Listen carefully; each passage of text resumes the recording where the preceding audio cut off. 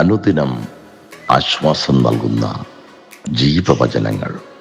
ഇന്നത്തെ ചിന്ത. Praise the Lord. എല്ലാവർക്കും യേശുക്രിസ്തുവിൻ്റെ നാമത്തിൽ സ്നേഹവന്ദനം. ഒരു മനോഹരമായ വാക്യം നമുക്ക് വായിക്കാം. 2 കൊരിന്ത്യർ 8-ാം അധ്യായത്തിൻ്റെ 9-ാം വാക്യം. നമ്മുടെ കർത്താവായ യേശുക്രിസ്തു സമ്പന്നരായിരുന്നിട്ടും അവൻ്റെ ദാരിദ്ര്യത്താൽ നിങ്ങൾ സമ്പന്നരാകേണ്ടതിന് നിങ്ങൾ നിമിത്തം ദരിദ്രനായി തീർന്ന കൃപ നിങ്ങൾ അറിയുന്നുവല്ലോ. ഇതൊരു ത്യാഗപൂർണമായ ദാനമായിരുന്നു. അവൻ്റെ സ്വഭാവത്തിനും പ്രകൃതിക്കും ഇതല്ലാതെ മറ്റൊന്നും ചെയ്യുവാൻ കഴിയുമായിരുന്നില്ല.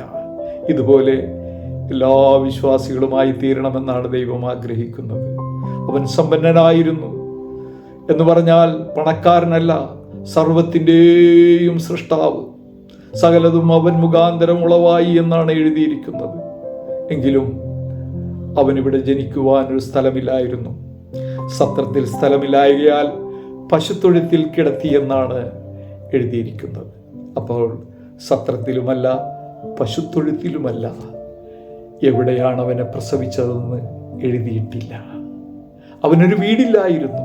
ചിലർ വളരെ സങ്കടത്തോടുകൂടി എന്നെ സമീപിച്ച് പറഞ്ഞിട്ടുണ്ട്, ബ്രദറെ, എനിക്കൊരു വീടില്ല, പ്രാർത്ഥിക്കണം. നമ്മുടെ കർത്താവായ യേശുക്രിസ്തുവിനൊരു വീടില്ലായിരുന്നു. അവൻ്റെ ജീവിതത്തിലെ ഏറ്റവും വലിയ ദുഃഖം അവൻ്റെ അമ്മയെ ആര് നോക്കുമെന്നായിരുന്നു. ഇന്നത്തെ തലമുറകൾ മാതാപിതാക്കളെക്കുറിച്ച് വിചാരമില്ലാത്തവരാണ്. ആത്മീയരായ നമ്മളെങ്കിലും മാതാപിതാക്കളെക്കുറിച്ച് കൺസേൺ ഉള്ളവരാകണം. അവനെ അടക്കുവാനൊരു കല്ലറയിലായിരുന്നു, അതും കടം വാങ്ങുകയായിരുന്നു. അവന് കയറി നിന്ന് പ്രസംഗിക്കുവാൻ ഒരു പടക് വേണമായിരുന്നു, അത് ശീമോനോട് ചോദിച്ചു വാങ്ങുകയായിരുന്നു.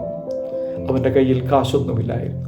ഒരിക്കൽ ശീമോൻ ടാക്സ് വേണമെന്നാവശ്യപ്പെട്ടുകൊണ്ട് യേശുവിനെ സമീപിച്ചപ്പോൾ, പോയി ഒരു മത്സ്യത്തെ പിടിക്കൂ, അതിൻ്റെ വായിൽ ഒരു ചതുർദ്രഹ്മ പണമുണ്ട്, അതെടുത്ത് എനിക്കും നിനക്കും ടാക്സ് കൊടുക്കൂ എന്നാണ് അവൻ പറഞ്ഞത്. 5 അപ്പം കൊണ്ട് 5000 പേരെ പോഷിപ്പിച്ചവന് വിശന്നപ്പോൾ ഒരു അത്തിപ്പഴത്തിന് വേണ്ടി അവൻ ആഗ്രഹിച്ചു, കിട്ടിയില്ല. അവന് വേണ്ടി അവൻ ഒരു അത്ഭുതവും ചെയ്തില്ല. അന്ന് പൊരിഞ്ഞ വയറോടുകൂടി അന്ന് രാത്രി അവൻ പോയി കിടന്നുറങ്ങിക്കാണും. നമ്മുടെ ദുഃഖങ്ങളും കഷ്ടങ്ങളും രോഗങ്ങളും വേദനകളും നിന്ദകളും പരിഹാസങ്ങളും എല്ലാം അവൻ അനുഭവിച്ചിട്ടുണ്ട് പ്രിയരെ.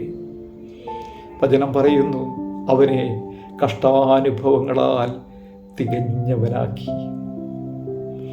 നമ്മെ ആത്മാവിൽ സമ്പന്നരാക്കുവാൻ അവനെ ജഡത്തിൽ ദരിദ്രനാക്കി.